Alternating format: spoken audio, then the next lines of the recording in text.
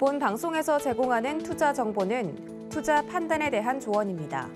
방송에서 제공하는 주식의 가치, 가격 상승 및 가격 하락에 대해서는 방송사에서 보장하지 않습니다. 시청자 여러분 안녕하십니까? 최은정입니다. 한 주를 시작하는 월요일입니다. 오늘 국내 증시는 양지수가 모두 강보합권에서 견조한 상승 흐름을 이어가고 있습니다. 지난 주말 미국 뉴욕 증시가 양호한 3월 고용지표와 국제유가 하락 소식에 3대 지수가 일제히 오름세로 거래를 마쳤었는데요. 출발을 하락으로 했던 국내 증시는 상승 전환한 이후로 투자 심리가 다소 개선이 되면서 오름세를 이어가고 있습니다. 자, 오늘도 저희와 함께 하시면서 시장에서는 어떤 부분에 중점을 두고 투자 전략을 가져가면 좋을지 전략 함께 가져가 보시기 바랍니다. 저희 방송은 유튜브를 통해서도 참여가 가능하시죠. 유튜브 검색창에 서울경제TV 검색하시고 방송 보시면서 궁금한 점 생기시면 시장과 관련한 궁금증 남겨주십시오. 반영해서 답변을 드리도록 하겠습니다. 저희 방송에서 제공하는 투자 정보는 투자 판단에 대한 조언입니다. 해당 주식의 가치와 수익률을 보장하고 있지는 않다는 점 참고하시기 바랍니다. 또 서울경제TV와 서울경제신문은 당사의 브랜드입니다. 서울경제증권TV와는 무관하며 기타 유사 명칭에 유의하시기 바랍니다. 자, 그럼 본격적으로 오늘장 내일장 시작합니다.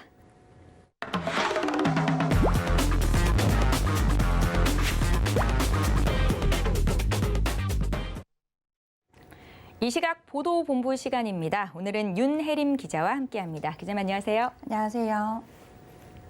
네, 오늘 어떤 헤드라인 가지고 나오셨는지 먼저 화면 통해 만나보시죠.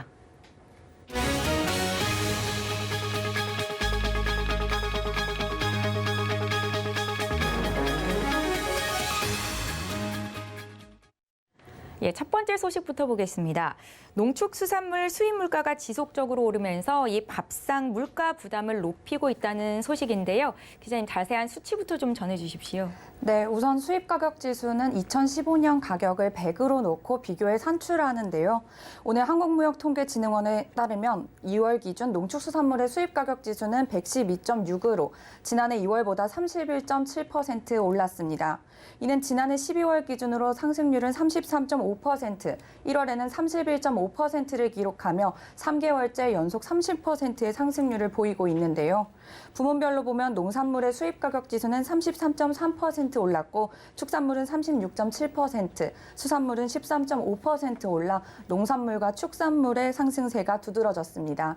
가장 심각한 것은 농산물의 수입 가격 지수였는데요. 생두는 68.1%, 밀은 58.4% 등 곡물가가 50에서 70% 오르면서 평균 42.3% 상승한 것을 확인했습니다. 가공식품에도 많이 쓰이는 이 곡물 가격 급등은 소비자들의 체감 물가에도 영향을 좀 많이 미칠 것으로 보이는데요. 이렇게 농축수산물의 수입 물가가 지속적으로 오르는 이유는 어디에 있을까요? 네, 아무래도 러시아와 우크라이나의 전쟁 때문인 것도 있는데요. 네. 이 침공으로 지난 2월 말부터 국제 곡물 가격 등이 급등해 수입 물가가 가파르게 오르고 있는 것으로 나타났습니다. 이에 3월에는 수입 물가가 본격적으로 더 반영이 되면서 더 가파르게 오를 것이라는 예측도 나오고 있는 상황입니다. 우리나라는 또 달러 대비 원화의 약세도 수입 가격 오름세를 키웠는데요. 지난 2월 농축수산물 수입 가격 지수는 원화 기준으로 작년 같은 달 대비 31.7% 상승했지만 달러 기준 상승률은 22%로 이보다 낮았습니다. 달러 강세와 원화 약세로 국내 소비자가 부담하는 수입 가격이 더 많이 올랐다는 의미입니다. 이에 정부는 물가 상승에 따른 시민들의 부담을 덜어주기 위해 물가 안정을 최우선 과제로 삼고 대응하겠다고 밝혔습니다. 정부는 내일 물가관계 장관 회의를 개최하고 유류세 인하폭 확대 여부 등을 결정할 방침입니다. 다음 소식 이어가겠습니다. 이번 주 목요일이죠. 삼성전자의 올해 1분기 잠정 실적이 발표가 될 예정입니다. 비수기임에도 불구하고 양호한 실적을 기록할 것이다 전망이 나오는데요. 증권가에서는 삼성전자에 대한 잠정 실적을 어떻게 평가하고 있습니까? 네, 이번에도 1분기 실적은 좋을 것으로 전망을 하고 있습니다. 삼성전자의 1분기 실적, 우선 매출액은 75조 1천억 원에서 78조 8천억 원 사이로 지난해 1분기 대비 10% 후반대의 상승률을 기록할 것이라는 분석입니다. 이어 영업이익은 13조 원대로 전년 같은 달보다 35%를 웃도는 수치를 기록해 시장 기대치를 충족시킬 것으로 내다보고 있습니다. 특히 글로벌 공급망 이슈와 불확실성이 확대되고 수요 감소 우려 등의 요인이 복합적으로 작용했음에도 평균 판매 가격과 환율이 양호한 흐름을 보임에 따라 반도체 실적이 선방했다는 분석이 나오고 있는데요. 사업부별 영업이익 추정치는 반도체가 8조 원, 디스플레이가 9천억 원, 모바일 4조 원, 소비가전 7천억 원 정도를 기록할 것으로 보고 있습니다. 또한 1분기 메모리 가격 하락은 D램과 낸드가 각각 마이너스 6.2%, 마이너스 5.1%로 우려했던 것보다 양호할 것이라는 전망입니다. 또한 갤럭시 S22 출시로 모바일 부문 실적 반등이 기대된다고 내다보고 있습니다. 예. 1분기 호실적이 예상되는 이 삼성전자 주가는 다시 6만 원대에서 거래가 되는 모습인데요. 현재 주가 흐름에 대해서 좀 어떻게 보고 계세요? 네, 우선 지금 삼성전자 주가를 살펴보면 전거래일 대비 오늘 0.14% 오른 69,200원 선에서 거래되고 있습니다. 지난해 1년간 삼성전자의 주가는 마이너스 3.3%의 수익률을 보였으며 올해 1분기에도 11%에서 12% 하락해 코스피 대비 7%가량 부진한 성적을 기록하고 있는데요. 원인으로는 글로벌 IT 업체들의 주가 하락과 나스닥 지수의 급락 등의 매크로 우려뿐 아니라 파운드리 실적 개선이 나노 수율 부진으로 장기화되고 있고 GOS 논란은 삼성전자의 신뢰도를 크게 하락시켰다는 점 등이 꼽히고 있습니다. 예. 삼성전자를 필두로 국내 증시 연초 이후 계속해서 약세를 보이면서 투자자들의 실망감이 좀 지속되는 분위기인데요. 증권가에서는 2분기 주가 전망을 어떻게 보고 있을까요? 네, 증권가에서는 올해 2분기 실적부터 본격적으로 개선세가 이어질 것이라고 보고 있습니다. 이제 올해 실적 턴어라운드가 가시화되고 D램과 낸드 가격이 동반 상승할 것이라는 예상이 나오고 있는데요. 낸드 공급 부족이 D램 가격에도 영향을 미친 것으로 파악돼 3분기까지 메모리 가격이 무난하게 상승할 것으로 보고 있고 영업이익이 3분기 21조 원까지 확대될 것으로 보고 있습니다. 또한 2분기에 인텔 사파이어 래피드 신규 CPU 출하가 예정돼 있고 3분기 신규 폴더블 스마트폰 판매와 파운드리 수율까지 안정화된다면 주가 상승 여력은 충분한 상태라고 보고 있습니다. 네, 자, 마지막으로 비트코인 소식 보겠습니다. 이달 1,900만 번째 비트코인 채굴에 성공했다는 소식이 전해졌는데요. 이제 남은 비트코인의 개수는 200만 개 수준이라고 하는데 이게 어떤 내용입니까? 네, 비트코인 우선 나카모토 사토시라는 가명의 인물이 2008년 블록체인 기술 기반의 디지털 통화를 발행을 했는데요. 비트코인은 처음부터 발행 개수가 총 2,100만여 개로 정해져 있었습니다. 현지 시간 3일 가상화폐 전문 매체 코인텔레그래프에 따르면 가상화폐 채굴업체 SBI 크립토에서 지난 1일 1,900만 번째 비트코인 채굴에 성공했다고 밝혔습니다. 이에 비트코인 전체 발행량의 90% 이상이 채굴됐고 남은 비트코인은 200만 개 아래로 줄어들었습니다. 코인텔레그래프는 1,900만 번째 비트코인 채굴은 이 가상화폐의 희소성을 보여준다고 보도하기도 했는데요. 비트코인 채굴은 컴퓨터의 복잡한 수학 연산을 풀어 이용자 간 거래 명세를 정리한 사람에게 대가로 코인을 주는 형태입니다.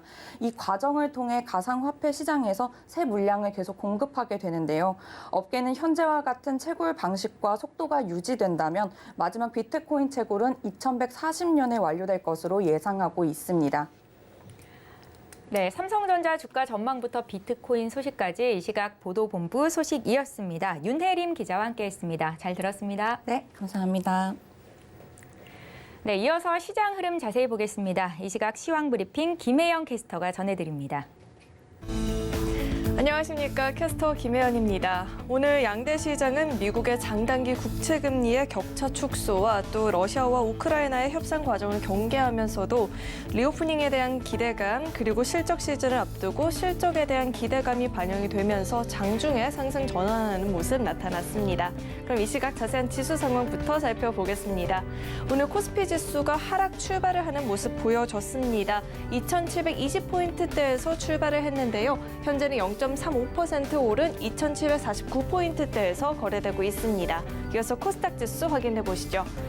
마찬가지로 오늘 하락 출발을 했습니다. 940포인트 이탈하는 모습 나타나기도 했는데요. 현재는 0.39% 오른 944포인트 나타내주고 있습니다. 이어서 수급 상황 확인해 보시죠. 기관이 545억 원 매도세 보여지고 있습니다. 다만 그래도 장중에 매도폭을 계속해서 축소해 나가주고 있는 모습이고요. 외국인은 6거래 연속 매도 우위가 보여지고 있습니다. 현재 538억 원 매도하고 있습니다. 이어서 코스닥의 수급 상황도 확인해 보시죠. 네, 기관과 외국인의 양 매도가 2거래일 연속 이어지고 있습니다. 기관은 448억 원 매도하고 있고요. 외국인 576억 원 매도세 보여지고 있습니다. 반면 개인은 계속해서 매수폭 확대에 나서는 모습 보여지고 있습니다. 이어서 오늘 상승하는 업종 테마도 살펴보겠습니다.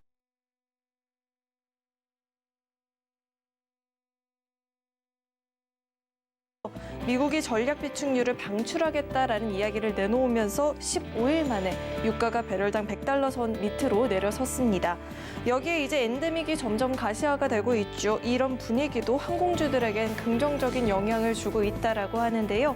아시아나항공 같은 경우에는 25개월 만에 하와이 노선 운항을 재개했다라고 합니다.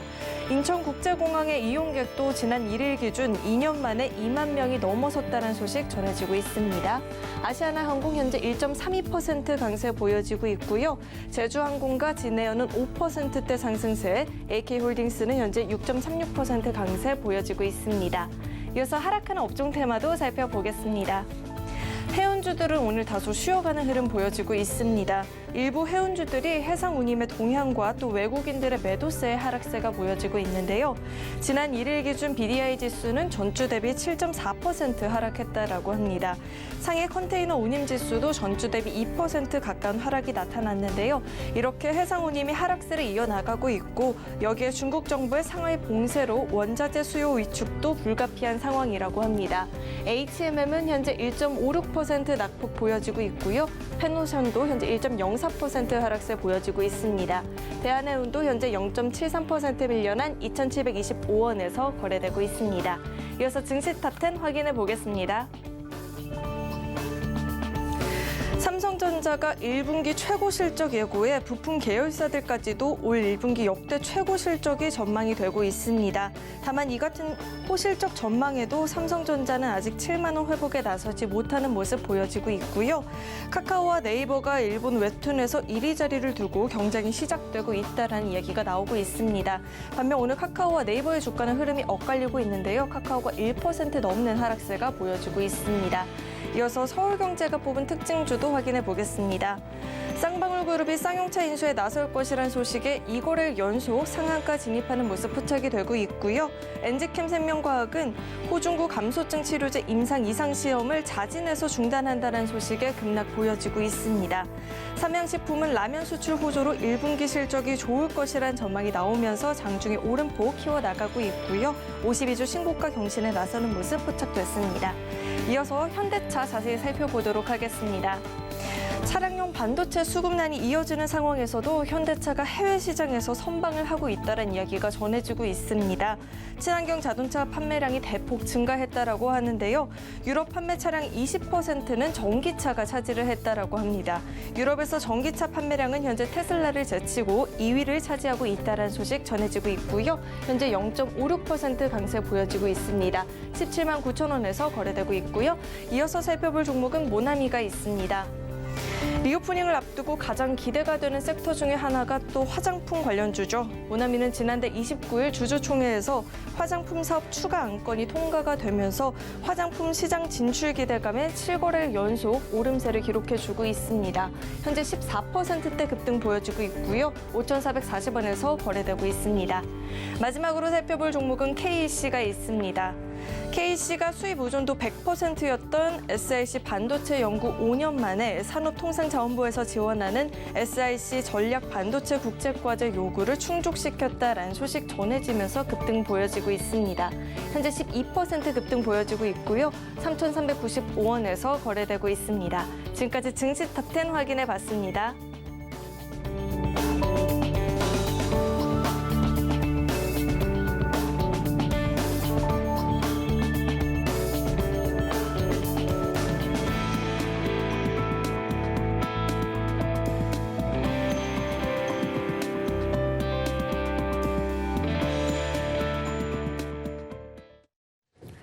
네, 수급 포착 시간입니다. 이 시각 외국인과 기관의 수급 상황을 살펴보는 시간인데요. 오늘은 메리츠증권 강남금융센터의 정영훈 과장 전화로 연결합니다. 과장님 안녕하세요. 네, 안녕하세요. 네, 수급 상황 보고 왔는데요. 이 시각 수급 특징주 함께 분석 부탁드리죠.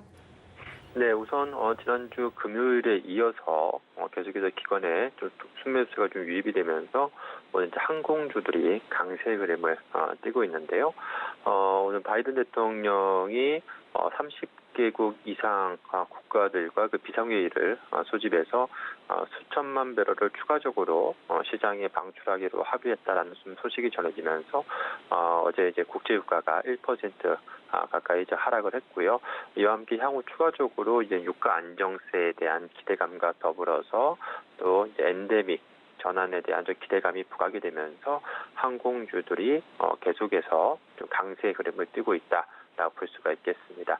여기에 또 아시아나항공이 인천과 하와이 노선 운항을 성공적으로 재개한 것으로 알려지면서 전반적으로 항공주들의 센티멘트가 개선세를 보이고 있다라고 볼 수가 있겠고요. 그리고 또 오늘 같은 경우에 또 위메이드와 컴투스의 주가가 좀 강세 흐름을 띠고 있는데요. 컴투스가 메타버스 조인트 벤처인 컴투버스를 설립했다라는 소식이 좀 전해지면서 오늘 컴투스와 위메이드 쪽으로 외국인의 동반 순매수세가 유입이 되면서 오늘 강세 흐름을 띠고 있다라고 볼 수가 있겠습니다. 아시다시피 지난해 하반기까지만 하더라도 이러한 메타버스 관련주 같은 경우에 상당히 큰 폭의 주가 상승세를 보이다가 올해 연초 이후에 이러한 기대감이 좀 꺾이면서 주가가 좀 하락세를 보였었는데요. 다시 한번 컴투버스의 그 투자자 참여로 인해서 메타버스 이러한 생태계 구축에 대한 이러한 기대감 이러한 부분이 일단 주가에는 긍정적으로 좀 작용하면서 오늘 강세 흐름을 띠고 있다. 볼 수가 있겠습니다. 그리고 오늘 이제 증권사에서 1분기 실적 개선에 대한 기대감과 더불어서 목표주가를 상향하는 그런 리포트가 나온 Y솔이 강세 흐름을 띠고 있는데요. 1분기 실적 호조와 더불어서 하반기 수익성 개선 분석에 힘입어서 오늘 주가가 좀 강세 흐름을 띠고 있다라고 볼 수가 있겠습니다. 예, 눈여겨볼 만한 수급 특징주에 대해서 설명을 먼저 해주셨고요. 그럼 오늘 장에서 과장님께서 포착하신 특징주는 어떤 종목이 있겠습니까? 네, 이 중에서 오늘 목표주가 상향 리포트가 나온 Y솔을 주목해 보시면 좋지 않을까 싶습니다. Y솔 같은 경우에는 올해 5G 스마트폰 시장 확대에 힘입어서 고객산의 그 점유율이 증가할 것으로 지금 기대가 되고 있는 그러한 상황인데요. 최근에 지금 국내 공급사 그 플래그십 모델 내 Y솔의 점유율이 과거에 한 10% 정도 수준에 불과했었는데 최근에 한 25% 정도까지 확대가 된 것으로 그렇게 지금 추적이 되고 있습니다. 또한 이제 중화권 그 고객사 같은 경우에 작년에 그 재고 조정 이슈로 인해서 수요가 일시적으로 좀 둔화가 됐었는데 올해부터는 수요 회복세가 나타나고 있는 것으로 그렇게 지금 추정이 되고 있는 상황이고요. 이로 인해서 올해 상반기 같은 경우에 본격적으로 실적 턴어라운드가 나타날 것으로 기대가 되고 있습니다. 여기에 또 추가적으로 하반기 이후에는 고성능 소어 필터 공급 효과로 인해서 믹스 개선에 힘입어서 영업이익률이 확대가 될 것으로 기대가 되고 있는 상황인데요. 지금 일반 소어 필터 대비해서 고성능 소어 필터 같은 경우에 ASP가 50% 정도 높은 것으로 알려지고 있는 상황이기 때문에 하반기 이후 내년까지 계속해서 이러한 실적 개선세가 나타날 것으로 기대가 되고 있습니다. 올해 같은 경우에는 사상 최대 매출과 더불어서 하반기 이후부터 영업이익이 큰 폭으로 개선될 것으로 전망이 되고 있는 만큼 이러한 실적 모멘텀이 올해 내내 계속해서 좀 부각이 될 수 있다는 점에서 Y솔 같은 경우에 계속해서 현재 시점에서 주목해야 될 시점이 아닌가 그렇게 보고 있습니다.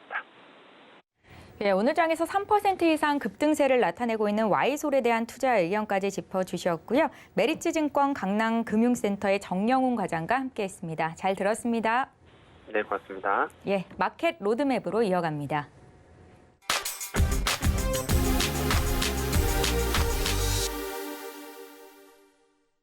예, 오늘 시장을 주도하는 업종과 이슈에 대해서 심층 분석해보는 시간입니다. 마켓 로드맵 시간이고요. 오늘 YG경제연구소의 차영주 소장 나와주셨습니다. 안녕하세요, 소장님. 안녕하십니까? 예, 준비한 이슈 좀 보겠습니다. 올해 2월 기준 5G 가입자가 2,200만 명을 돌파하면서 대중화 국면에 접어들었다라는 분석입니다. 다만 좀처럼 갈 듯 말 듯 오르지 못한 이 관련주의 향방에 대해서 희망 고문이다라는 분석도 나오고 있는데요. 5G 상용화 후에 관련주들의 흐름을 어떻게 보고 계신지 먼저 좀 여쭤볼게요. 전반적으로 우리가 이제 그 5G 시대에 대해서 여러분들 이제 뒤에 와서 설명을 드리겠습니다만 이거는 단순하게 뭐 그 가입자라든지 아니면 뭐 투자라든지 이런 개념으로 접근해서는 안 되고요. 네. 이거는 재무제표의 감가상각이라는 개념을 아셔야만 이 통신주를 투자할 수 있는 포인트가 된다라고 말씀드릴 수가 있겠습니다. 어찌됐든 우리가 이제 작년과 재작년만 하더라도 5G에 대한 어떤 새로운 기대감을 가졌었죠. 저도 지금 5G 휴대폰을 씁니다만 오늘도 2차례 정도 이 휴대폰이 안 터져가지고 중요한 순간에 굉장히 좀 곤혹스럽긴 했습니다만 네. 많은 분들의 인식이 지금 그렇죠. 5G 휴대폰을 교체하려면 5G를 교체할 수밖에 없지만 휴대폰이 안 터진다라는 거죠. 그리고 이제 작년과 재작년에 많은 분들이 투자 포인트로 5G를 위해서는 장비주를 투자해라라는 개념이었죠. 예. SK텔레콤이라든지 KT 같은 대표적인 통신회사보다는 장비주들이 좋을 것이다. 이렇게 얘기는 했었죠. 하지만 지금 현재 그 얘기가 하셨다시피 가입자가 증가하기 시작했다라는 것은 나름대로 이제는 뭐 서비스가 좀 품질 개선이라든지 이런 것들이 나타나기 시작했다라는 것을 의미하고요. 그렇게 된다라면 이제 장비주보다는 장비주들 같은 경우, 그러니까 어느 정도 한 2년 정도가 지나다 보니까 5G에 대한 설비 투자가 어느 정도 이제 종결되는 느낌이거든요. 결국 우리가 이제 5G, 6G 뭐 여러 가지 나가려면 그 기지국들을 설치해야 되는 어떤 그 당위성 있지 않습니까? 네. 기지국을 다 바꿔줘야 되죠. 이게 단순하게 한두 군데 이제 기지국을 바꿔야 되는 것이 아니기 때문에 한 2, 3년 정도 흐르다 보니까 이게 어느 정도 완결되는 느낌을 받고 이제는 좀 터진다라는 느낌을 받다 보니까 많은 분들이 과거에는 그것 때문에 못 바꿨었다라면 이제는 그런 거에 대한 어떤 부담감 없이 바꾸기 시작했다라는 거고요. 따라서 가입자가 증가하고 싶다라는 것은 굉장히 중요한 의미를 좀 가지고 있다. 이 점을 좀 말씀드리도록 하겠습니다. 예, 말씀하신 것처럼 2019년이 세계 최초로 5G 이동통신 서비스가 상용화된 시점인데 여전히 소비자 만족도는 좀 미미한 수준이고요. 차기 정부는 이 5G의 고도화를 선언했습니다. 관련 신사업도 빠르게 성장하고 있어서 각종 난제 해결이 시급한 상황이다라고 볼 수도 있을 것 같은데 차기 정부의 5G 산업에 우선되는 과제라면 어떤 것들이 있을까요? 그러니까 5G를 선언 안 할 수가 없습니다. 우리가 이제 4G와 5G, 뭐 단순하게 뭐 6G까지 지금 얘기가 나오고 있는 상황이기 때문에 이게 무슨 차이냐라고 했을 때 4G와 5G는 통신 속도가 한 20배 정도 차이가 납니다. 그러니까 우리가 이제 이런 거죠. 예를 들어서 자율주행차 같은 경우, 사물 인터넷 같은 경우 우리가 인식을 하고 명령을 내리고 받는 순간 네. 이게 시간이 한 20배가 걸린다라고 한다면 특히 자율주행차 같은 경우는 어마어마한 상황이죠. 이렇게 예를 들어 100km를 달리고 있는데 앞에 사물을 인식한 다음에 그 인식한 것을 센서에서 인식을 해서 중앙통제장치로 보내고 중앙통제장치가 다시 그 브레이크 밟는 것을 지시를 하는데 20배가 걸린다. 우리는 이제 보면 반사적으로 위험을 느끼는 순간 브레이크를 밟도록 돼 있습니다만 기계는 그게 아니죠. 이런 순서를 거쳐야 되는 거죠. 이 순서가 20배가 차이가 난다면 어마어마한 거죠. 그렇기 때문에 사물 인터넷, 더군다나 자율주행으로 가기 위해서는 4G 갖고 안 됩니다. 최소한 5G가 돼야 되고 네. 6G 같이 점점 이제 속도가 점점 빨라져야 되겠죠. 그런 부분들 때문에 정부가 이제 그런 것들을 이제 투자를 하겠다라는 방향 맞죠. 하지만 이게 정부가 방향을 제시한다라고 해서 될 수 있는 문제는 아닙니다. 정부 이전부터 앞서 말씀드렸다시피 2019년부터 5G 시대가 열렸고요. 결국 5G 시대를 열기 시작했습니다만 이게 지금 아직까지 상용화가 열었다고 보기는 어려운 거 아니겠습니까? 벌써 3년여가 흘러가고 있는데 정부는 방향만 제시하는 거고요. 정부가 이걸 한다 하더라도 실질적으로 기업들, 통신회사들이 투자를 해야 되는 이러한 부분들이 있다라고 좀 말씀드릴 수가 있겠죠. 결국 이것은 아무리 정부 주도로 이루어진다 하더라도 민간 통신사들의 역할이 더욱더 중요성을 띠고 있는 그런 분야다. 우리가 이제 아무래도 정부가 제약바이오 산업을 아무리 정부가 지원을 한다 하더라도 제약바이오 회사들이 결국 신약 개발을 해야 되는 거 아니겠습니까? 네. 그런 것처럼 이것은 아무리 정부가 나서는 방향은 맞습니다만 결국 정부 정책에 따라서 수혜를 볼 수 있는 그런 업종은 아니다. 이 점도 분명히 선을 그어야 될 것 같습니다. 예. 6G 얘기까지 나오는 상황인데 이 6G는 글로벌 기술 패권 경쟁 시대에 반드시 확보해야 할 10대 국가 필수 기술로 선정이 또 됐죠. 올해 메타버스 사업의 확장으로 관련 산업의 성장세는 또 어떻게 될 거라고 보시는지 또 우리가 세계 시장을 선점할 수 있을 거라고 보십니까? 글쎄요, 그거 얘기는 좀 너무 앞선 얘기입니다. 네. 그러니까 저는 우리가 이제 기술 개발과 관련해서 많은 분들이 기대감을 갖고 있는 것들 중에 몇몇 것들은 너무 우리가 지금 앞서가고 있다. 지금 5G도 안 터지고 있는데 6G까지 얘기한다라는 것은 이제 5G가 안정화되고 기업들이 그러니까 그런 거죠. 예를 들어서 기업들이 1조란 돈을 쏟아 부어서 5G를 구축했어요. 예. 그러면서 이제 그 가입자들이 증가하기 시작해서 가입자들이 수익을 내야 되죠. 그 다음에 기업들이 그 돈을 가지고 또 6G를 투자해야 됩니다. 지금 5G도 안정화가 안 됐는데 6G를 투자한다? 방향은 맞습니다만 어렵다라는 거죠. 지금 우리가 자율주행과 관련해서 자동차 얘기가 나온 지 2, 3년이 넘었습니다. 근데 지금 이제 서울경제가 위치하고 있는 상암 지역을 제외하고 다른 곳에 자율주행차가 지나다닌다는 얘기를 들어보지도 못했습니다. 그렇기 때문에 우리가 이제 기술에 대해서 어떤 뭐 기대감을 갖고 있습니다만 우리가 체감으로 느낄 수 있는 거. 그러니까 5G 같은 경우도 저도 오늘 벌써 2번이나 휴대폰이 먹통이 된 경우가 있는데 6G 얘기? 이건 너무 앞선 얘기다. 그 부분을 우리가 분명히 선을 그어야 되고 네. 투자자분들이 혼동이 오게 되죠. 자, 5G 그래 5G는 5G, 6G 그럼 6G에 투자할까? 어느 세월에 올까요? 그런 부분들을 본다라면 6G 얘기는 좀 너무 빠른 얘기다라는 점도 여러분들이 인식하셔야 되지 않을까도 말씀드릴 수가 있겠습니다. 네, 잘 알겠습니다. 우리나라뿐만이 아니라 세계 주요국들도 이 5G 설비 투자를 확충하고 있다는 소식인데요.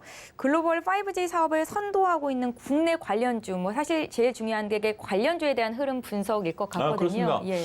그 앞서 언급드렸던 걸 이제 정리하자라면 우리가 이제 SK텔레콤 예를 들어드리도록 하겠습니다. SK텔레콤이 5G를 선언을 하면 장비주들에게 발주를 주죠. 예. 그러면 이제 지금 2019년서부터 지금까지 SK텔레콤은 그 기지국 이름은 SK텔레콤 아니겠습니까? 결국 SK텔레콤이 뭐 여러 가지 그 통신 장비 업체들의 발주를 줘서 통신 장비 업체들이 납품을 해서 설치가 이루어졌죠. 그러면 지금까지 수혜를 볼 수 있었던 건 누구들이죠? 장비주들이죠. 장비 업체들. 근데 이제 이것들이 설비 투자 끝났다. 그럼 SK텔레콤 입장에서는 더 이상 비용이 안 들어가죠.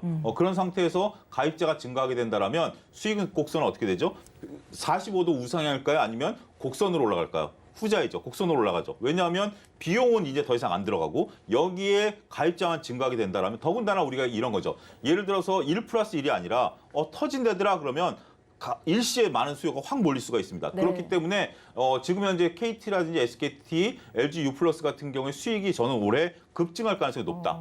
따라서 그러니까 지금 여러분들 SK텔레콤 같은 경우 증권사에서 최근 나온 리포트들을 구해보시면 비용의 감소, 가입자 수의 증가, 수익의 증가 이런 메커니즘을 벌써 얘기를 하고 있습니다. 그래서 오늘 이 주제를 다루고 있는 거고요. 따라서 5G에 대해서는 앞서 첫 질문, 희망 고문이 아니겠는가? 지금까지 희망 고문이었다라기보다는 산업의 메커니즘에 대한 이해가 떨어졌던 거죠. 5G가 되면 결국 SKT가 SKT가 수익을 볼 것이야? 그건 시간이 걸린다라는 얘기죠. 그렇기 때문에 그런 부분에 있어서 여러분들이 잘 보셔야 된다. 여러분들 워렌 버핏 좋아하시는 워렌 버핏이 투자하지 않는 두 가지 업종이 있습니다.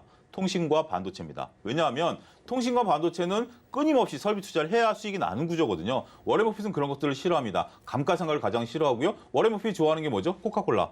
기계 바꿀 거 없이 그냥 계속해서 콜라만 쏟아지는 거죠. 근데 우리는 삼성전자도 마찬가지고 SK텔레콤 같은 경우 이제 5G 안정화됐다 싶으면 또 6G로 가야죠. 그것도 안정화되면 또 새로운 통신으로 가야죠. 이런 식으로 가야 되기 때문에 물론 이익이 안 나는 건 아닙니다만 막대한 돈을 쏟아부어서 이익이 나는 구조. 결국 이것은 지금 여기서도 얘기했듯이 글로벌 표준이 돼야 되고요. 지금 현재 반도체도 글로벌 표준이 돼야 되고 통신도 글로벌 표준이 돼야 되는데 여기서 밀리게 되면 좀 위험하게 될 수가 있죠. 우리가 삼성전자만 하더라도 불과 10여 년 전만 하더라도 치킨 게임이라는 단어가 있었어요. 근데 그 치킨 게임을 이기고 나니까 우리가 삼성전자 됐죠. 여러분들 지금 저같이 나이가 많은 사람들은 옛날에 그 비디오 테이프라는 개념을 보면 VHS와 베타라는 게 있었어요. 그때 당시 일본에 베타가 있었고 미국에서 나온 VHS가 있었어요. 근데 기술은 베타가 앞섰습니다. 화질도 깨끗하고 그때 당시 볼 때도 녹화도 간단하고 하지만 표준은 누가 됐죠? VHS가 됐어요. 그래서 일본의 그 비디오 산업이 망했습니다. 그러니까 기술이 좋음에도 불구하고 세계 글로벌 표준이 못 되다 보니까 결국 VHS가 화질도 떨어지고 여러 가지 문제점이 있었습니다만 글로벌 표준이 됐다라는 거죠. 네. 그런 개념을 보면 앞으로 통신업종들의 나아갈 방향은 결코 그렇게 평탄한 길은 아닐 것이다. 하지만 지금 시점에 있어서 우리가 SK텔레콤이라든지 KT 같은 경우의 상승 흐름을 너무 그렇게 불안한 시각으로 보기에는 지금 이들은 올해 좀 드라마틱한 변화를 나타낼 수 있는 큰 업종이 될 수 있다. 저는 그렇게 말씀드릴 수가 있겠습니다. 그러니까 앞으로 통신 장비주 쪽보다는 통신주가 더 상승할 여력이 충분하다는 말씀이신 거잖아요. 그렇습니다. 예. 그러니까 이제 장비주들 같은 경우 더 이상 이제 올해 정도면 투자가 마무리될 것으로 보여집니다. 그렇기 때문에 장비주들 같은 경우 이제 다음 사이클을 기다려야 되겠죠. 여러분들 지금 삼성전자 장비주 중에 최근에 주가 움직임이 좋은 게 심텍입니다. 예. 심텍 같은 경우 DDR과 관련된 연계가 있는데 DDR3에서 DDR4로 갈 때 주가가 3배가 올랐고요.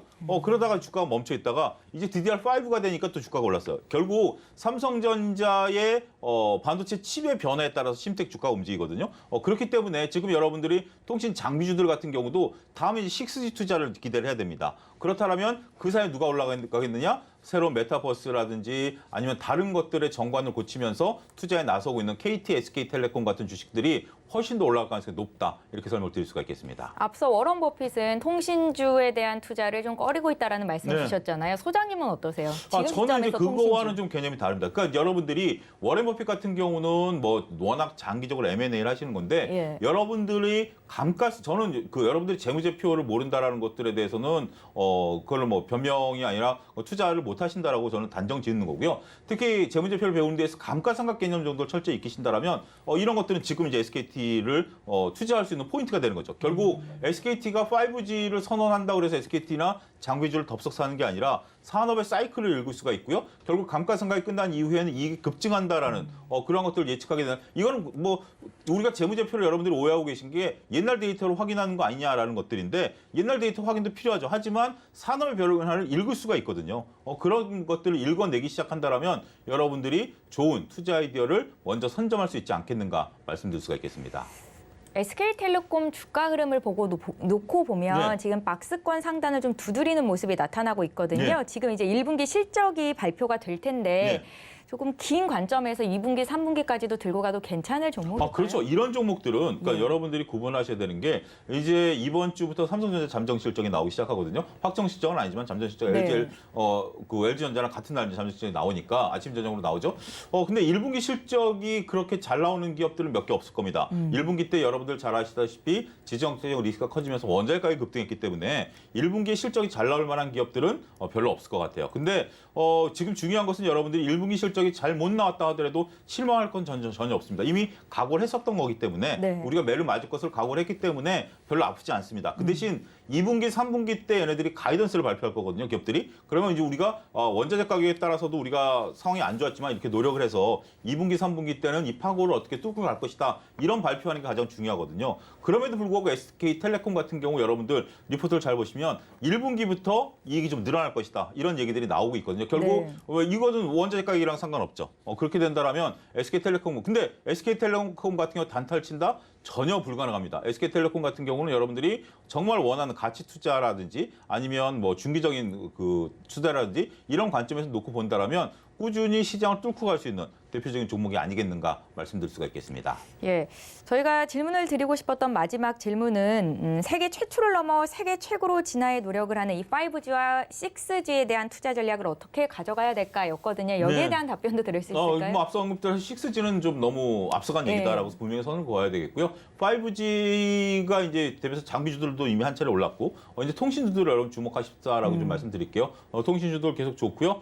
그중에 대표주가 뭐냐라고 한다면 아무래도 KT 주가가 가장 좋았습니다만 저는 SKT에 있다라고 말씀드릴 수가 있겠습니다. SKT 같은 경우 메타버스 사업도 진출을 선언을 해놓은 상황이기 때문에 결국 우리가 이런 거죠. 산업이라는 게 작년 가을 하더라도 메타버스라는 단어가 신조어였어요. 그러니까 우리 처음 듣는 단어였죠. 네. 그러면서 메타버스라는 게 우리가 이제 흔히 얘기하는 영어 아바타라는 것에 대해서 쉽게 이해를 했었던 것들이죠. 그래서 메타버스에서 과연 누가 수익을 볼 것인가를 봤더니 컨텐츠가 수익을 볼 것이다. 그래서 게임 엔터주들이 올랐죠. 근데 이제 막상 뚜껑을 열어보니까 페이스북에서 메타로 이름을 바꾼 메타가 약 18조의 돈을 쏟아부었음에도 불구하고 메타 환경을 구현하기가 어렵다라는 것을 느끼기 시작했죠. 그러니까 결국 컨텐츠가 중요하긴 합니다만 컨텐츠를 구현할 수 있는 기술이 필요하다라고 보니까 그 메타버스의 기술의 가장 중요한 것은 통신이다. 그러니까 우리가 이런 거죠. 새로운 것들이 결국 필요한 건 초기 기술이고요. 초기 기술이 좀 지나고 나면 평준화되는 거죠.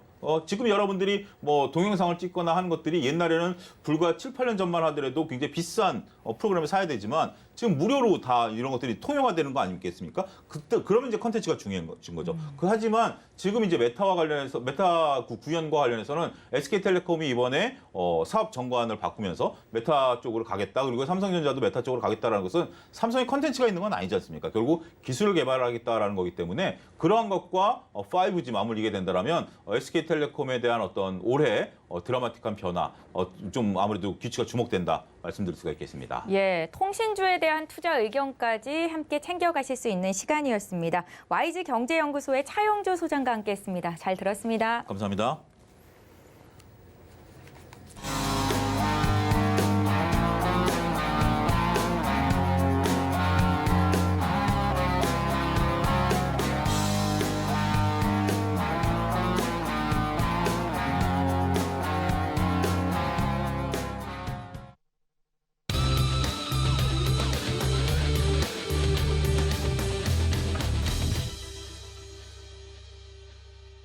예, 증시 전반에 대해서 점검을 해보겠습니다. 증시 인사이트 시간이고요. ISS의 이지한 대표 만나봅니다. 안녕하세요. 네, 안녕하세요. 예, 반갑습니다. 1분기 글로벌 증시 우크라이나 사태와 인플레이션, 금리 인상 등 쏟아지는 악재의 부진을 면치 못했었죠. 특히 뉴욕 1분기 증시를 두고 2년 만에 최악의 성적표다라는 평가도 나오고 있는데요. 대표님께서는 지난 1분기 국내외 증시 흐름을 어떻게 평가하고 계신지 먼저 좀 들어볼게요. 일단 이제 1분기에는 가장 큰 이슈가 두 가지가 있었습니다. 첫 번째는 미국이 이제 금리 인상을 단행했다는 부분이고요. 이 금리 인상을 단행하기 전 1월 달에 금리 인상 시기와 관련해서 처음으로 FOMC에서 3월 정도를 날짜를 확정 지으면서 통상적으로 우리가 FOMC에서 그 금리 인상 날짜를 기준 지을 때 과거의 사례를 보면 주가가 다우 지수 기준으로 한 10% 내외 정도의 조정을 받았습니다. 그렇게 본다면 이제 그 금리 인상 시기가 발표되는 시기에 나왔던 1월에 한 10% 조정은 우리가 어떻게 보면 이제 맞아야 될 내였고요. 반면에 이제 그 2월 달에 러시아 우크라이나 전쟁이라는 부분은 이는 이제 예측된 부분이 아니거든요. 돌발적으로 어느 정도 나왔기 때문에 미국의 금리 인상과 러시아 우크라이나 전쟁이라는 이 두 가지가 글로벌 증시의 강풍처럼 이제 몰아치면서 상당히 저조한 수익률을 보여주는 분기였다 이렇게 말씀드리겠고요. 다만 전반적으로 본다면 이 두 가지 이슈가 굉장히 큰 악재였음에도 불구하고 하락폭을 본다면 실제로 이전에 예상했던 그 하락치에서 크게 벗어나지 않는 점은 오히려 이제 좀 다행스러운 부분이 있다라고 볼 수도 될 것 같습니다. 우리 증시의 특징으로 좀 본다면 사실 우리 증시는 작년 7월 달부터 가격 조정을 상당히 강하게 받아왔기 때문에 이미 가격 조정에 대한 부분은 상당히 반영이 되어 있었고요. 1월 달 미국의 FOMC에서 금리 인상이 노출된 이후에 추가적인 조정을 받았지만 어떻게 보면 지난 그 러시아 우크라이나 전쟁과 관련해서는 사실 우리나라 증시가 조정폭이 생각보다 크지 않았습니다. 가장 큰 이유는 이미 이제 우리 증시가 먼저 선조정을 많이 받았기 때문이고요. 그러다 보니까 러시아 우크라이나 전쟁과 관련 부분도 조정폭이 좀 작았다. 다만 이 러시아 우크라이나 사태가 어느 정도 정치 정치 영향이 줄어들고 미국이 3월달 금리 인상을 단행하면서 어떻게 보면 이미 노출됐던 재료들이 증시에 다 반영이 된 시점에서 본다면 오히려 이제 우리 증시가 또 역시 낙폭도 작았지만 이 상승 폭도가 상당히 더딘 모습을 보여주고 있습니다. 가장 큰 이유는 정기 이제 매수 주체가 지금 현재는 좀 부재한 모습을 보여주고 있고 개인 수급과 기관의 프로그램 물량 간의 등락이 이어지면서 어떻게 보면 조금 박스권 구간에서 계속 지루한 모습을 좀 보여주고 있는 형국. 여기까지가 아마 1분기 우리 증시의 흐름이다라고 보시면 될 것 같습니다. 1분기 증시는 이제 역대급 악재 녹스에 비해서는 그래도 상당히 하락폭이 제한적이었다라는 관점으로 보시면 될 것 같습니다. 예, 지난 주말 미국 뉴욕 증시 3대 지수는 일제히 올랐었는데요. 다만 악재가 좀 있었습니다. 미국의 장단기 국채금리 역전 현상이 발생을 한 건데 이를 두고 경기 침체의 역사가 반복되는 것 아니냐라는 지적도 있는 반면에 증권가에서는 주식시장의 침체로 보기에는 조금 과도한 면도 있다라고 하더라고요. 의견 어떻습니까, 대표님? 일단 이제 그 단기 장기 금리 역전차는 분명한 과거의 사례를 보면 경기 위축에 대한 부분에 중요한 시그널이 되었습니다. 준비된 화면을 잠깐 좀 보면 그래프상의 흐름을 좀 보면 지금 보시는 그 그래프상에 과거에 장기, 단기 금리 차가 역전됐을 때 이후에 경기 침체가 이어졌던 데는 사실 많이 봐왔던 겁니다. 지금 보시는 이제 까만선 기준선 아래쪽이 장기와 장기 금리가 역전차 났던 시기고요. 이 아래쪽으로 내려오고 난 뒤에 그 회색 구간을 보면 이 회색 구간은 실제적으로 미국의 경기 침체에 들어갔던 구간입니다. 잘 보시면 아래쪽 기준선 아래쪽으로 그래프가 내려오고 난 이후에 회색 구간이 나오는 걸 보면 대부분 이런 단장기 금리 역전차가 나고 나면 미국의 경기 침체로 이어졌다라는 부분을 볼 수 있습니다. 다만 여기서 이제 우리가 그 특징적인 부분을 봐야 되는데 첫 번째는 지금 보시는 그래프처럼 이 하락 구간이 일시적인 형태가 아니라 적어도 어느 정도 기간이 유지가 되고 두세 번에 이어서 연속 단기 금리 역전차가 나야 되고 이런 역전차가 나더라도 실제로 경기가 위축되는 구간의 그 회색 구간을 보면 평균적으로 한 16개월 정도 이후에 미국이 경기 침체에 들어가는 걸 볼 수가 있습니다. 그러니까 결국 이제 증시는 한 1년 정도 더 상승하다가 16개월 이전에 한 분기 전부터 하락적으로 방향을 틀었다. 이렇게 보시면 될 것 같고요. 다만 이제 그 그래프상의 그 기준성 이탈을 좀 본다면 최근에 나왔던 이런 장중의 일시적인 이탈보다는 이탈폭이 상당히 좀 강하게 나와야 됩니다. 특히 이 중요한 부분이 결국은 이 단기와 장기의 금리 역전차가 어느 구간에서 발생되었냐라는 여부가 상당히 중요한데 최근에 이제 3월달에 미국이 그 금리 인상을 했는데 금리 인상 시기에 보면 이 금리 인상이라는 것은 그 단기 국채 금리가 반응 속도가 훨씬 더 빠릅니다. 그래서 대부분 보면 이 단기 국채 금리가 올라가는데 장기 국채 금리가 어느 정도 정체된 모습을 보이면 이 금리 차가 줄어드는 것은 어떻게 보면 금리 인상 초입에서는 사실 이제 자연스러운 부분입니다. 다만 이 부분이 최근에 러시아 우크라이나 사태를 겪으면서 작년에 역전 현상까지 갔다라는 부분이 좀 문제가 되는데 이 부분은 아직까지 조금 더 확인이 필요하고 이런 단장기 역전차가 어느 정도 지속된지 여부를 확인해 볼 필요가 있다라고 말씀 좀 드리겠습니다. 특히 최근에 그 단기 금리 그 상승률을 보면 우리가 보통 이제 2년물과 10년물 이렇게 비교를 많이 하는데 반면에 이제 최근 그 1년 미만의 그 단기 국채 금리는 생각한 만큼 그렇게 큰 폭으로 오지 않았습니다. 그러니까 이런 부분들을 본다면 단기 장기 금리 역전차에 대한 부분은 확인이 좀 필요하다라고 봐야 되고 이게 금리 인상 초기에 일어났을 경우에는 역시 자연스러운 부분이 될 수 있다. 여기는 이제 또 좀 다르게 본다면 5월 이후에 미국이 양적 긴축을 할 가능성이 상당히 높은데 이 양적 긴축 시기에 들어가면 그동안 이제 매겼던 장기 국채를 매도를 하게 됩니다. 이 장기 국채를 매도하게 되면 장기 국채 가격이 하락을 하게 되고 장기 국채 가격이 하락을 하게 되면 장기 국채 금리는 상승을 하게 됩니다.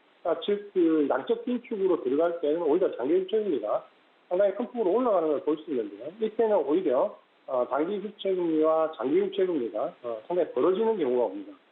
예를 들어서 이제 이때 벌어진다고 해서 그렇다면 경기가 좋아지는 걸로 볼 수 있나요? 사실 그렇지는 않고요.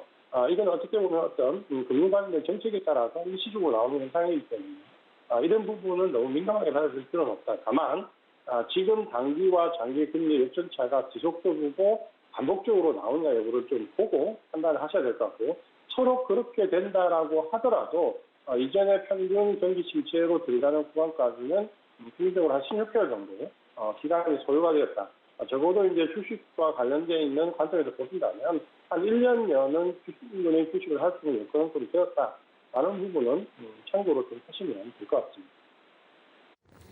네, 이번 주 주목해 볼 만한 국내외 주요 일정들을 살펴보면 오는 7일에 예정돼 있는 FOMC 회의록 발표가 있는데요. 이 같은 경제 이슈에 따른 증시 향방이 어떨 것이라고 보시는지 주요 모멘텀에 대한 의견 여쭤볼게요.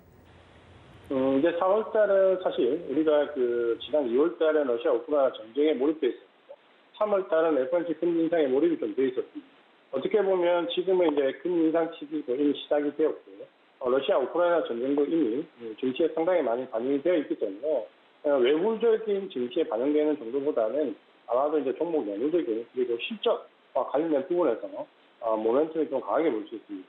그래서 4월 달은 일단 초반은 1분기 실적과 관련되어 있는 실적 시즌다 보시면 실적과 관련되어 있는 모멘텀 그리고 여기에 최근 이제 엔데믹과 관련되어 있는 모멘텀 그리고 이제 우리가 추가로 하나 더 본다면 최근에 그 미국과 중국과의 관계에서 러시아 사태로 최악의 상황을 거쳤던 미국과 중국의 관계가 최근에는 상당히 우호적인 관계로 바뀌고 있습니다. 미국이 관세 조치 일부러 좀 폐지해주는 모습을 보였고, 여기에 이제 중국이 하답하면서 미국에 상장되어 있는 중국 기업들에 대한 미국 규제 당국의 감사 권리를 인정해 줌으로써 미국에 상장되어 있는 중국 기업들이 계속해서 상장될 수 있도록, 유지될 수 있도록 하는 조치를 취했는데, 이런 부분들이 미국과 중국의 러시아라는 오히려 도발 정수가 해빙 모드를 만드는 모드를 좀 보이고 있습니다. 그렇게 본다면 4월 달은 실적과 관련되어 있는 모멘텀, 그리고 여기에 엔데믹, 그리고 중국과 관련되어 있는 모멘텀이 우리 증시에 좀 작용을 많이 할 가능성이 높다라고 보시면 될 것 같습니다.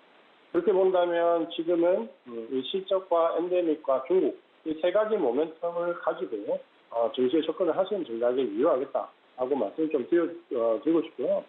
그렇게 본다면 이제 1분기 실적 개선 종목들 당장 이제 이번 주부터 모멘텀이 좀 붙을 수 있는데, 이 실적 개선 종목은 사실 대부분의 종목들이 가이던스가 많이 낮춰져 있기 때문에 크게 나쁘게 나올 것 같지는 않습니다.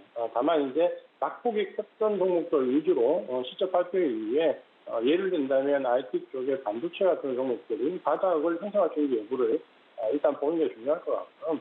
나머지 이제 기타 실적이 팬데믹이나 혹은 이전의 모멘텀을 좋게 나온 종목들은 오히려 실적이 정점일 가능성이 높고요. 반면에 엔데믹과 관련되어 있는 종목은 실적이 서로 나쁘게 나오더라도 실적 바닥론이 나올 가능성이 상당히 높습니다. 그렇게 본다면 실적에 대한 주가의 반영도는 팬데믹과 엔데믹 종목들이 상당히 다를 수 있다는 점을 기억을 하시는 게 좋을 것 같고요. 두 번째 이제 중국과 관련된 부분은 그동안 중국 모멘텀이 상당히 줄어들면서 굉장히 큰 곤욕을 치렀던 화장품과 같은 소비재들이나 혹은 유통, 그리고 경기 확장과 관련되어 있는 철강이라든지 이런 쪽의 모멘텀을 좀 유심히 볼 필요가 있습니다. 사실 이제 이런 종목들은 그동안 중국과 관련된 정책 리스크나 혹은 실적과 관련돼서 상당히 낙폭이 컸던 종목들인데, 이런 종목들이 이번에 미중 관계가 조금씩 개선되면 조금씩 자리를 잡을 가능성이 크기 때문에 이런 화장품, 철강, 중국 관련되는 유통 이런 종목들도 좀 유심히 볼 필요가 있다라고 말씀드리겠고요. 그다음에 이제 엔데믹과 관련된 종목인데, 지금 이제 글로벌하게 대부분 사회적 거리두기가 완화되고 있고요. 우리 정부도 지금 사회적 거리두기 완화에 대해서 구체적인 안을 제시해 놓고서 실내에서는 마스크를 벗을 가능성까지 시간이 이제 나오고 있습니다. 이런 부분들을 본다면 과거에 이제 엔데믹이 짧은 모멘텀으로 끝났다라고 본다면 이번에도 역시 물론 펀더멘탈보다는 모멘텀으로 작용을 하겠지만 적어도 한 4월 정도, 5월 초 정도, 4월, 5월 정도는 이런 엔데믹과 관련된 모멘텀이 좀 유지가 될 수 있습니다. 그래서 소비나 유통이나 특히 여행이나 항공 이런 종목들 좀 유심히 볼 필요가 있는데, 특히 그동안 러시아 우크라이나 사태를 거치면서 이런 경기 민감 소비재들이 대부분 유가의 급등에 반응하면서 폭으로 하락한 종목들이 많이 있습니다. 최근에 이제 러시아 우크라이나 사태가 조금 증시에 반영된 채용도가 줄어들면 유가가 지금 130불 정도까지 올라왔다 최근에 100불 아래로까지 떨어지는데, 이런 엔데믹과 유가 하락에 맞물리는 섹터의 종목은 좀 유심히 볼 필요가 있다라는 관점을 접근을 하시면 될 것 같고요. 대표적으로 좀 우리가 알고 있는 항공이나 여행 이런 관련된 종목들을 좀 유심히 볼 필요가 있다. 다만 최근에 이제 이 경기 민감주에서 우리가 조금 조심해야 될 부분은 대부분의 이제 경기 민감주는 상당히 최근 한 팬데믹 2년여 동안 어려움을 겪어왔고 주가가 이제 바닥에서 조금 탈출하는 모습인데, 잘 알고 계시겠지만 주가가 바닥에서 탈출할 때 우리가 가장 견뎌야 될 부분은 바로 유상증자입니다. 그동안 이제 2년여 동안 굉장히 사업 구조나 운영자금이 어려웠던 기업들이 최근에 이제 주가가 반등을 주면 대규모 유상증자에 나설 가능성이 상당히 있습니다. 그래서 경기 민감주에 접근을 하실 때는 유상증자와 관련된 이슈를 꼭 체크를 하시고 접근하시는 전략이 좀 바람직하겠다라고 말씀을 드리겠습니다. 네, 이번 주 증시 대응 전략과 관심 업종까지 함께 챙겨봤습니다. 증시 인사이트의 ISS의 이지환 대표 연결해봤습니다. 고맙습니다. 고맙습니다. 네, 이 시각 시장 상황 한번 살펴보죠. 먼저 코스피 시장부터 보겠습니다. 오늘 하락 출발한 국내 증시 양지수가 모두 상승 전환한 이후로 시간이 흐를수록 상승폭을 조금씩 늘려가는 상황입니다. 코스피는 전 거래일보다 0.5% 오른 2,753.43포인트에 거래되고 있는데요. 일종 흐름도 함께 살펴보실까요? 미국 증시 상승 마감 소식에도 불구하고 오늘 국내 증시가 하락 출발했었는데 상승 전환이 됐고요. 여기에 가장 큰 힘은 개인 투자자들에 있습니다. 수급 상황 보시면 개인들이 1,171억 원 매수 우위를 기록하는 가운데 기관의 매도세가 다소 줄고 있습니다. 기관과 외국인은 팔고 있는데 각각 267억 원, 561억 원 매도 우위를 기록하고 있습니다. 코스피 시총 상위 종목 살펴보시죠. 오늘은 1위부터 4위권 내 종목들 모두 빨간불 켜고 있는데요. 그중에서 LG 에너지 솔루션 2% 가까운 급등세가 눈에 띄고요. 삼성전자도 이번 주 잠정 실적 발표를 앞두고 있는데 0.14% 강보합권에 있습니다. 6위부터 10위 종목도 살펴보실까요? 종목별로는 조금 혼조세가 나타나는데요. 현대차와 LG화학이 0.2%, 0.7% 오르는 반면에 카카오의 주가가 1%대 조정을 받으면서 카카오는 10만 5천 원 선 거래가 됩니다. 코스닥 쪽도 살펴보시죠. 코스닥 지수도 오늘 0.57% 오른 945.90포인트로 산뜻한 월요일 출발장을 보여주고 있습니다. 투자 주체별 매매 동향도 함께 보실까요? 역시 개인만이 사자세 나타내주고 있고요. 기관과 외국인이 373억 원, 536억 원 매도 우위를 기록하고 있습니다. 시총 상위 종목 중 살펴보실게요. 셀트리온 헬스케어가 0.47% 오름세, LNF와 펄어비스, 카카오 게임즈까지 오늘 상승 흐름이 나타나고 있습니다. 저희 방송에서 제공하고 있는 투자 정보는 투자 판단에 대한 조언입니다. 해당 주식의 가치나 수익률을 보장하고 있지는 않다는 점 함께 기억하시면 좋겠고요. 또 저희 서울경제TV와 서울경제신문은 당사 브랜드입니다. 서울경제증권TV와는 무관하며 기타 유사 사칭에 주의하시기 바라겠다고 다시 한번 강조를 드리겠습니다. 오늘장, 내일장은 여기서 마치고요. 잠시 뒤 저희는 마감 임박 60분의 승부로 다시 돌아오겠습니다. 고맙습니다.